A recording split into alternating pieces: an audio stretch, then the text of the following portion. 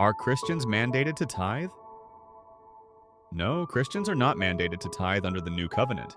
But giving, generously, sacrificially, and cheerfully, is very much a New Testament principle. Tithing was part of the Old Covenant law. In the Old Testament, tithing, giving 10%, was a legal requirement for the Israelites. Tied to their national and religious system, Leviticus 27:30, Numbers 18:21, Malachi 3:10. It supported the Levites, who had no land inheritance, the poor, widows, orphans, and temple worship. Jesus mentioned tithing, but in context.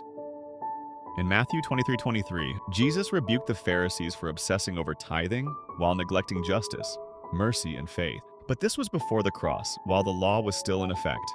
Under the new covenant, giving changes. After Jesus' death and resurrection, the early church was not commanded to tithe. Instead, they gave freely and sacrificially.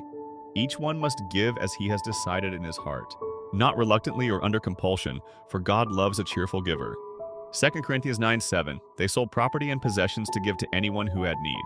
Acts 2:45, the standard shifted from legal percentage to heart-led generosity. So what's the Christian approach to giving?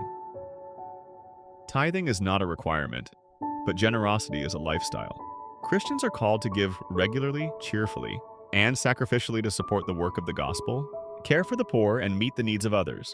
1 Timothy 6:17-19, Galatians 6, Romans 12:13. Bottom line, tithing can be a good starting point for disciplined giving, but it's not a Christian law.